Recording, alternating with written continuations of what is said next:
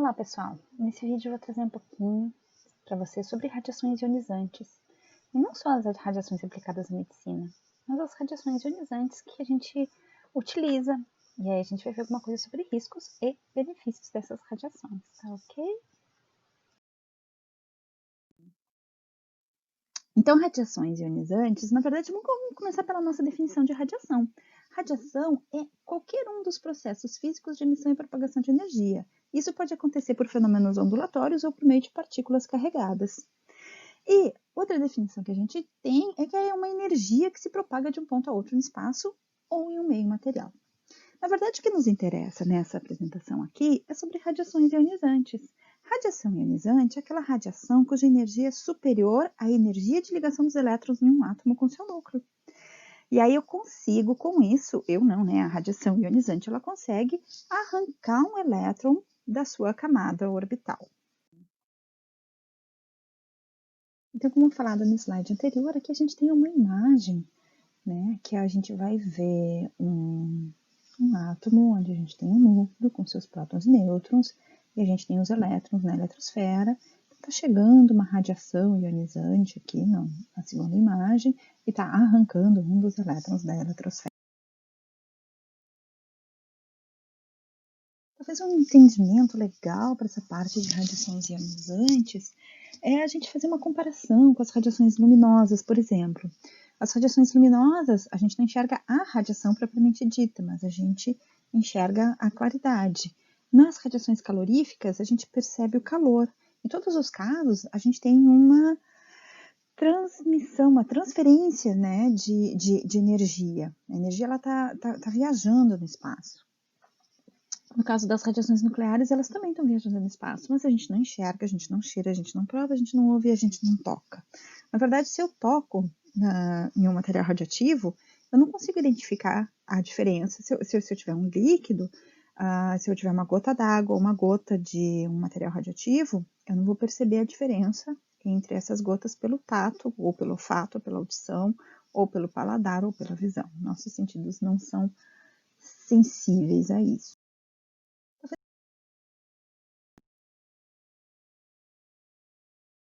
Ideia do que fontes que a gente tem que podem estar emitindo essas radiações ionizantes, a gente pode ter as radiações ionizantes a partir de tubos de raio-x, Então, o meu tubo de raio-x ele vai produzir a radiação ionizante, mas ele só vai produzir essa radiação quando eu realmente acionar o disparo do equipamento, tá? Porque tem todo um processo físico envolvido aqui que vai permitir que eu controle a produção dessa radiação.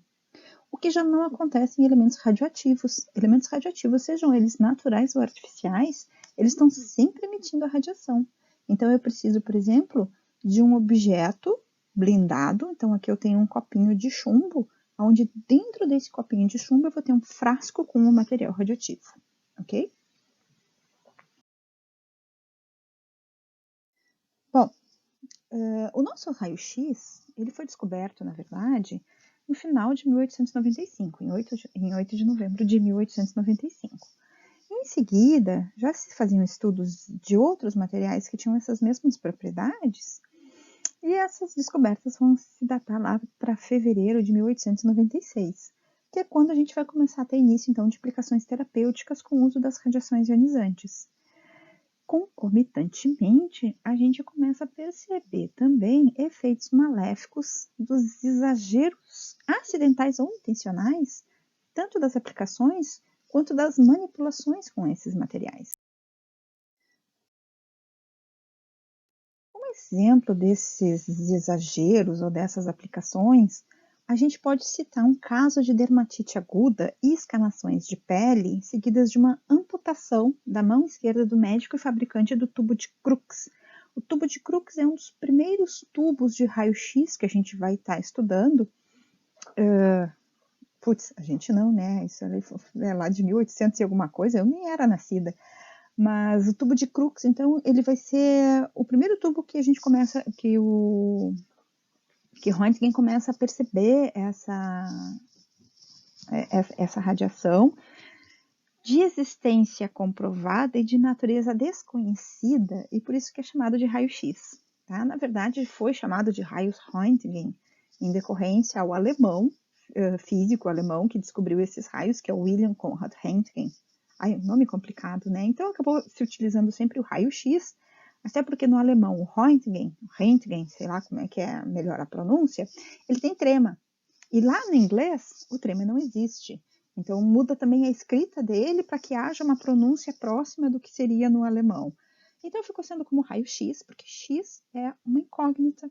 E esses raios-x, eles eram de existência comprovada e natureza desconhecida e ainda tinha muito que se estudar sobre eles.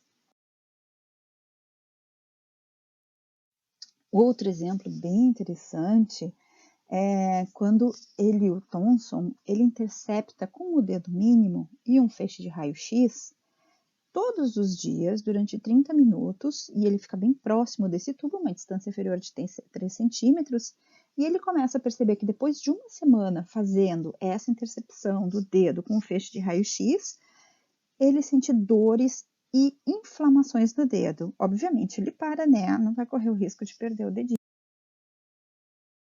Disso a gente tem também o esquecimento de Becquerel, esquecimento entre aspas, porque ele fez proposital, segundo o artigo que eu li.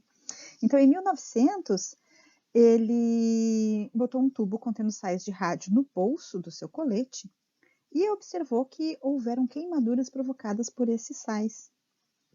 Aí ele mostra esses sais para o casal Curie e com isso ele exibe um eritrema e ao mesmo tempo expressa um ódio e uma admiração a essa radiação. Então, isso que permite, mais para frente, o pessoal começar a avaliar a possibilidade de câncer de pele ser eliminado, né? Sofrer o efeito dessa radiação e com isso vão começar os primeiros tratamentos radioterápicos. Além disso, existe também uma nota enviada pelo próprio Pierre Curie à Academia de Ciências de Paris no próprio ano de 1900, depois que ele viu o que aconteceu lá com Becquerel, e ele descreve detalhadamente então a evolução de efeitos fisiológicos provocados pela ação do rádio no próprio braço. Então, segundo Pierre Curie, a pele tornou-se vermelha em uma área de 6 centímetros quadrados, com aparência de queimadura e levemente dolorosa. Após 20 dias, houve uma formação de crostas e depois de uma chaga é uma ferida, né? 42 dias depois, a epiderme começou a reformar-se nas bordas da ferida e passados mais 10 dias, a chaga ainda subsistia em uma área de 1 centímetro quadrado. Claro que aqui onde a gente percebe a recuperação dessa chaga é porque ele já parou de expor a pele à radiação, a radiação do rádio, né? Entre vários outros exemplos que a gente tem o caso de uma indústria em New Jersey que usava o rádio para pintar os ponteiros e mostradores de relógio, porque daí eles ficavam luminescentes no escuro, né? Eles brilhavam no escuro. Entretanto, 800 operárias que afinavam o pincel com a boca, 41 delas morreram de câncer em decorrência dessa atividade laboral. Aí então vai surgir, na verdade, a gente vai ter a primeira comissão de proteção radiológica, né? Que é onde a gente vai começar a estabelecer regras e exigir vários cuidados a respeito do uso dessas radiações ionizantes.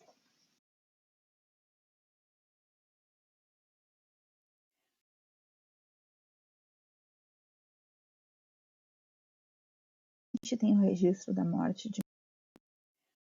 Mas infelizmente a gente não tem só notícias boas a respeito dessas radiações nucleares. A gente tem situações, né, que causaram foram muito dramáticas para a humanidade, a exemplo do Holocausto Nuclear. Então, no dia 6 de agosto de 1945, os norte-americanos jogaram a primeira bomba atômica sobre o Japão. A cidade de Hiroshima foi devastada em poucos minutos e a gente tem o registro da morte de mais de 100 mil pessoas. 3 dias depois, outra bomba foi jogada, devastando a cidade de Nagasaki. Fizeram isso para vencer a Segunda Guerra Mundial. Mas muito triste a humanidade chegar a esse ponto.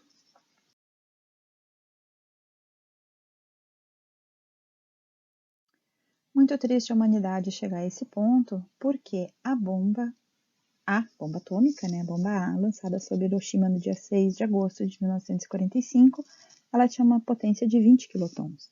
A explosão dessa bomba sobre Hiroshima destruiu 60 mil edifícios, provocando em milhares de pessoas mortes e ferimentos. Aqui a gente tem uma imagem, então, que mostra um pouquinho o quanto essa bomba foi devastadora. Outra imagem dá de uma vista aérea aí do holocausto nuclear. A questão toda é que nessas bombas atômicas a gente produz uma reação em cadeia de uma substância fissionável. No caso da bomba de Hiroshima, foi utilizado o urânio-235, que também pode ser utilizado em algumas bombas o plutônio-239, né, que é o caso da bomba de Nagasaki, no dia 9 de agosto de 1945. Então, uma das coisas que os próprios japoneses alegaram é que se existe tanta energia que pode causar essa destruição, essa energia também pode ser utilizada para o bem, né? E então, a partir daí que vão começar a surgir as usinas nucleares. A explosão da bomba atômica, ela é a maior completa negação dessa existência humana, né? A magnitude de seu poder de destruição, ela é genocida, sociocida, ecocida, biocida, terracida. E hoje a gente tem bombas que nem se comparam à bomba atômica, né? Hoje a gente tem bombas de hidrogênio e o armamento nuclear que existe em vários países aí é assustador.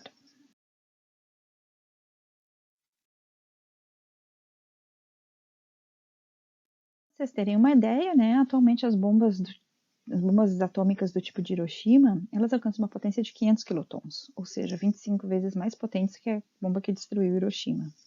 Então, é complicado até de imaginar, né, o poder devastador dessas bombas. No próximo slide, nós vamos ver duas imagens, então, do que a gente chama do cogumelo nuclear em decorrência da explosão da bomba. Essas bombas, elas geram muito calor no momento da explosão, e tamanha a intensidade desse calor, depois a gente tem gerado uma onda de choque muito grande, muito violenta. Então, como foi falado para vocês, a gente vai começar a ter várias regras, né? Várias leis, várias normas que vão reger o uso dessas radiações ionizantes. Então, hoje o nosso uso ele é controlado por órgãos regulamentadores e são exigidos, então, profissionais especializados em proteção radiológica para controle de doses de radiação, principalmente quanto aos níveis ambientais, que também é outra preocupação muito grande. No Brasil, a gente tem a Comissão Nacional de Energia Nuclear, que é o órgão máximo que vai regulamentar o uso das radiações ionizantes decorrentes de materiais radioativos. O que acontece é que, por exemplo, raio-x não é material radioativo natural ou não é um material que está sempre emitindo radiação. Então, no caso do raio-x, por exemplo, que a gente viu lá no início da apresentação, a diferença entre raio-x e radiações e materiais radioativos, o raio-x ele é controlado pela Agência Nacional de Vigilância Sanitária, né? Porque ele é muito para uso médico e alguma coisa de pesquisa. Já os materiais radioativos, eles são usados em grande escala, inclusive na indústria. E a ideia é a gente ver um pouquinho em alguns lugares, algumas aplicações que a gente tem dessa indústria.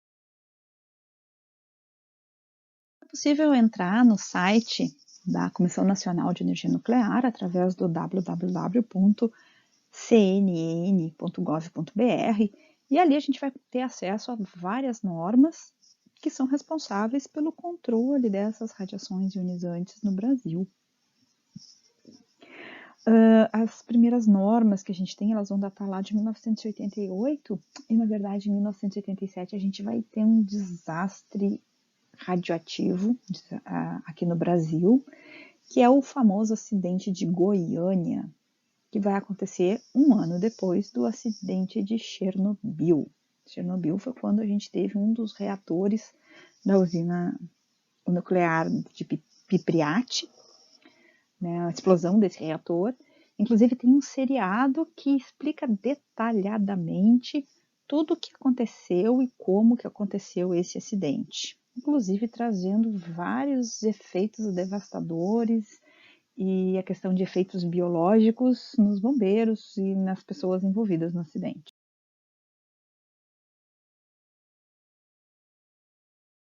Gama-grafia.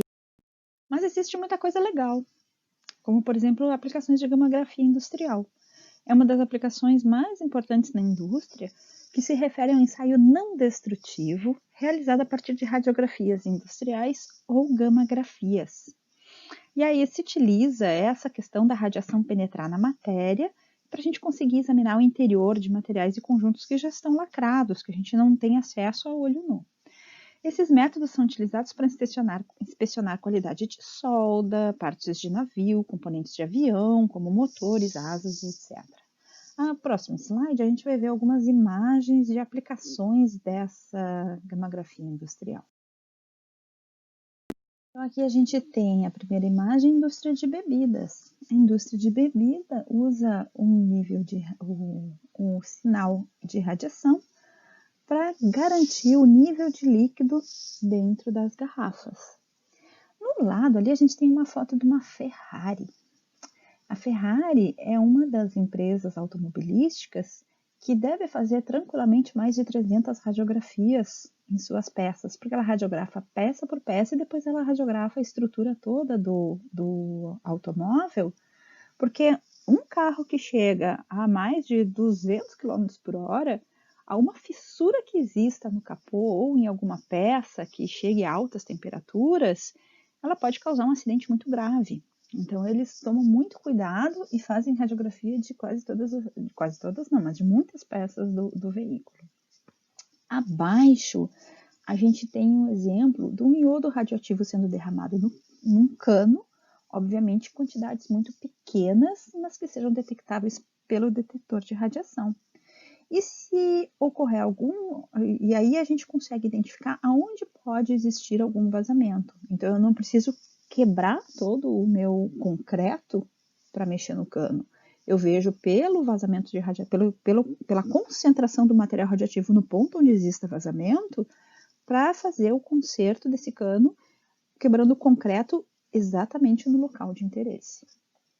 Nas imagens do lado, a imagem da direita acima, a gente tem, por exemplo, o controle de espessura de lâmina de papel, plástico, metal, seja o que for. Eu quero uma espessura fina. E aí eu quero que essa espessura seja homogênea ao longo de toda a folha. Então eu tenho uma fonte de radiação embaixo, uma fonte de radiação em cima. E se passar alguma granulação maior, ou se passar uma espessura maior dessa lâmina de plástico, papel ou metal, o detector vai indicar. Chamo a atenção de vocês que nem a bebida, nem o carro e nem esse papel vão ficar radioativos, porque o que atravessa esses objetos é a radiação, mas a radiação não entra em contato com esses objetos, então eles não se tornam radioativos. Existe uma diferença muito grande entre contaminação e irradiação, ok? Na imagem de baixo, a gente tem, então, por exemplo, na indústria automobilística, um anel de pistão, que a gente vai botar um pouquinho de material radioativo e um óleo de lubrificante contendo fragmentos de ferro marcados resultante desse atrito. Na verdade, esse pistão ele vai funcionar e aí pela contagem de material radioativo que eu vou coletar nesse óleo, eu vou ver como é que é o desgaste desse pistão, como é que é a viscosidade desse óleo e várias outras coisas que eu posso estar analisando. E se a gente procurar na internet, a gente vai achar também a aplicação dessas radiações na arqueologia. Às vezes a gente encontra múmias ou alguns objetos que a gente quer estudar o que existe dentro desses objetos. Então é feito um raio-x ou uma tomografia ou até mesmo um ultrassom, só que o caso do ultrassom não utilizaria radiações ionizantes, seriam ondas sonoras. Mas todos os exames que são realizados no corpo humano, eles também podem ser realizados para estudos arqueológicos. Nessa primeira imagem aqui, onde a gente vê um buraco nessa estrutura, aí é o reator de Chernobyl, né? O reator de Chernobyl após a explosão. E na foto do lado a gente tem Fukushima, né? Essa fumaça que está saindo aí é uma imagem de Fukushima logo após um maremoto que a gente teve, que causou um terremoto de acima de 8 graus na escala Richter, e que então afetou a estrutura da usina de Fukushima. Porque a usina ela já era projetada para suportar terremotos na ordem de 7 graus da escala Richter. E o terremoto foi um pouquinho maior do que esse, não no epicentro, né, mas o impacto dele aqui onde tem a usina, ele foi muito devastador. Essa imagem que a gente tem esse azul lindo aqui, né, essa imagem aqui é do núcleo do reator. E essa imagem azul, a gente enxerga, ela é azulada e a gente chama isso de radiação de Cherenkov. Na verdade, a gente vê essa tonalidade azul por causa da interação da radiação com a água. Tá? Esses reatores eles ficam mergulhados em água e a água é que vai fazer parte do isolamento.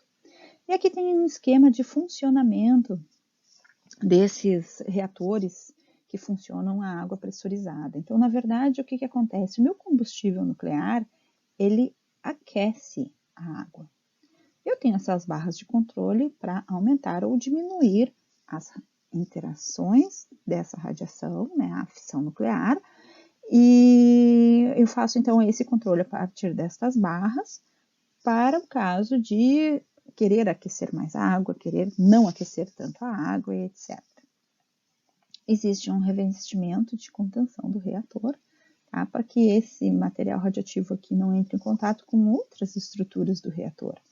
Então, isso aqui ele faz a água evaporar, o vapor de água vem, passa pelas turbinas, faz as turbinas funcionarem, passa por um condensador, e aqui que vem então a água do mar, ó, e ela não entra em contato com o material radioativo, passa por um condensador, ela é resfriada, e ela retorna lá para o reator para ser novamente aquecida e fazer então esse ciclo. Essas turbinas, no momento que elas começam a girar, eu tenho a geração de energia elétrica. Tudo isso dentro de uma câmara de condensação. Uma outra aplicação que a gente tem das radiações é para conservação de alimentos, não para contaminação dos alimentos, para irradiação dos alimentos. Então, a imagem da esquerda a gente tem umas cebolas que já passaram do ponto, e na direita a gente tem as cebolas que estão boas para o consumo, tá? E nesse caso, uma não foi irradiada, a outra foi irradiada, e elas devem ter o mesmo período de armazenamento. Então, a conservação de alimentos serve para evitar que certas raízes ou tubérculos brotem durante o armazenamento, como é o caso de batatas e cebolas. Além disso, eles eliminam insetos dos grãos antes do armazenamento e preservam certos alimentos, inibindo ou destruindo bactérias ou outros tipos de organismo. Né? Lembrando, irradiação e contaminação são coisas diferentes.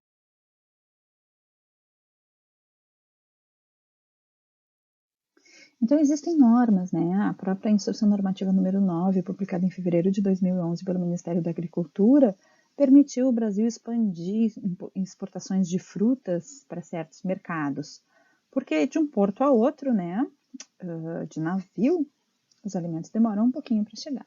Então, essa Instrução Normativa número 9 reconhece o uso da radiação ionizante como tratamento fitossanitário, que tem como objetivo, então, prevenir a introdução ou disseminação de pragas quarentenárias que têm grandes impactos nas importações.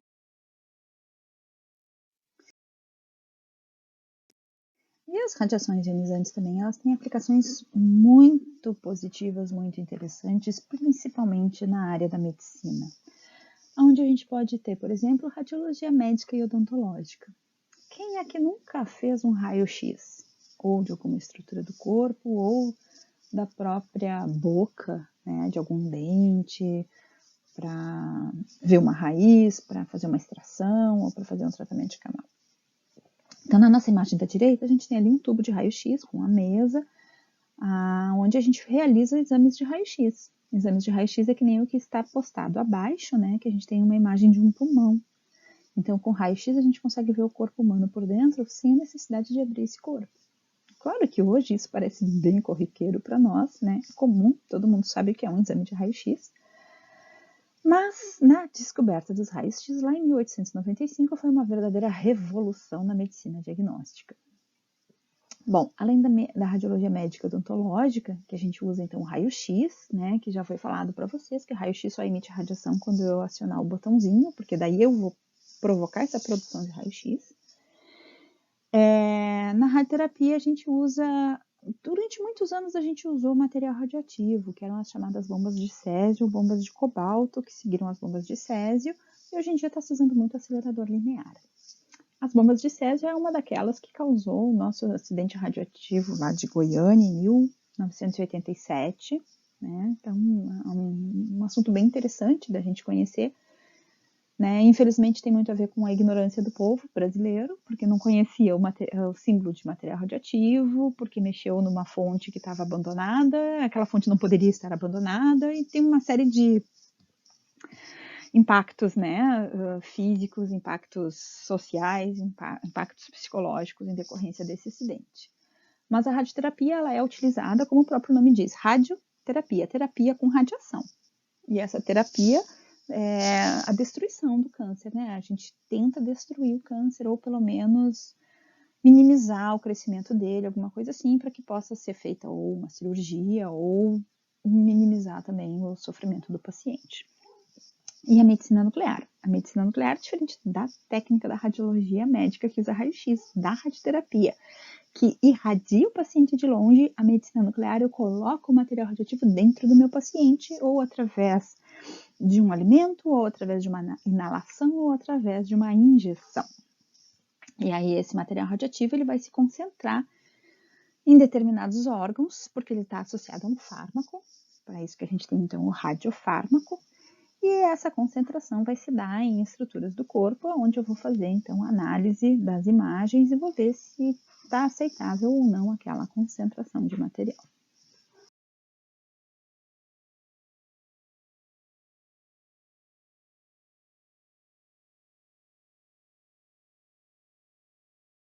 O próximo vídeo provavelmente deve ser sobre o acidente de Goiânia, que eu vou estar trazendo para vocês, então, um histórico de como aconteceu esse acidente. Esse histórico ele está todo registrado em um livro, e aí eu vou ver se eu consigo também uma cópia desse livro para deixar o link para vocês.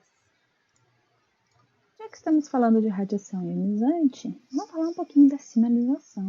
É muito importante a gente identificar esse símbolo internacional de radiação ionizante. Sempre que a gente for fazer algum exame que envolva radiação ionizante, a gente precisa que o médico ou o técnico saibam casos de suspeita ou confirmação de gravidez. E todas as salas têm uma luz de advertência, que quando eu estou realizando o exame, essa luz tem que estar ligada.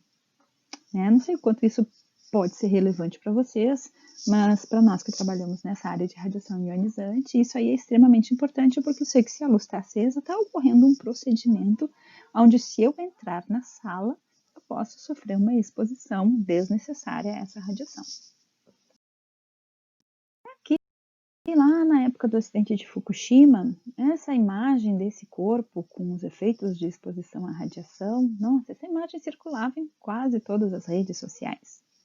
Claro que aqui a gente estava com efeitos biológicos para aquele tipo de exposição, diferente, por exemplo, de uma radioterapia, onde eu vou ter uma radiação, uma irradiação extremamente localizada, não é uma radiação de corpo inteiro. Aqui, uma exposição de corpo inteiro, dependendo da dose de radiação, ela pode ser letal. Diferente de uma exposição pontual, que na exposição pontual eu posso ter doses muito maiores. Tanto que existe limites de dose para corpo inteiro, para extremidades, para o cristalino. Por exemplo, para corpo inteiro, o meu limite é de 50 milisievert. Putz, milisievert, mais uma unidade aí que não foi falada ainda para vocês. Mas, bom, de corpo inteiro, esse meu limite é de 50 milisievert. Nas extremidades da mão, por exemplo, esse limite vai a 200 milisievert. Desculpa, vai a 500 milisievert, enquanto que no cristalino esse limite fica em 200 milisievert. Então, claro que depende do meu órgão, depende de vários fatores, né, que eu vou analisar as doses de radiação envolvidas e, né, um desses fatores, então, vai ser a situação com que está sendo feita essa exposição. Obviamente que a gente vai ter efeitos biológicos, né, como já foi falado anteriormente. Então, essa imagem que a gente tem aqui é um dos catadores de papel que carregou a fonte de césio lá em 1987, no acidente de Goiânia. E olha como ficou a mão dele em decorrência da exposição a essa radiação. Foi uma exposição descontrolada, foi uma exposição acidental, foi uma exposição que não estava programada. E aí foi estimada uma dose que ele recebeu e ele teve esse braço amputado posteriormente. Nossos efeitos biológicos, a gente classifica eles em efeitos estocásticos e determinísticos. Efeitos estocásticos são todos os efeitos que são relacionados a exposições prolongadas, onde o dano pode surgir ou não após um longo período de radiação. Então, são efeitos que eu vou levar em conta, por exemplo, para o meu trabalhador. Se o meu trabalhador se expor, qual é o limite de dose para que ele não tenha um efeito estocástico? Lembra aquele 50 milisievert que eu falei em algum slide anterior? Então, se ele receber 50 milisievert num ano, ele não deve desenvolver esse efeito estocástico, que é um efeito que vai surgir após a atividade laboral dele. É um efeito que surge num longo período, e esse longo período pode ser 25, 30 anos. Já os efeitos determinísticos, eles são relacionados a uma exposição elevada atingindo o valor mínimo, eles têm um limiar de dose, tá? Esse limiar determina, esse limiar de dose é um valor de dose que determina a ocorrência do efeito. Então, por exemplo, catarata. Catarata pode ser um efeito de uma exposição. Esterilidade. Esterilidade ela pode ser temporária, se a minha dose for relativamente baixa, ou ela vai ser permanente se ela for acima deste limiar. Ok? Isso, meus efeitos biológicos, independente deles serem determinísticos ou estocásticos, eles podem ser efeitos somáticos que vão acontecer nas células do próprio indivíduo irradiado. Ou eles podem ser efeitos hereditários, que é quando as alterações são nas células reprodutoras, e então, neste caso, vão ser transmissíveis aos descendentes. Gente, eu encerro essa apresentação por aqui. Espero que tenha trazido algumas boas notícias para vocês, não só desgraças, tá? Mas as radiações ionizantes, elas devem ser respeitadas. Elas não devem ser totalmente proibidas, eu acho que a gente tem muito benefício no uso delas, mas a gente tem que usar isso com muita responsabilidade. E para isso existem várias legislações, como eu citei ali, da Comissão Nacional de Energia Nuclear e da Agência Nacional de Vigilância Sanitária. São os órgãos que regulamentam, que determinam limites, e esses limites eles estão pautados, né, em valores que são seguros, então, para os meus trabalhadores. Ok?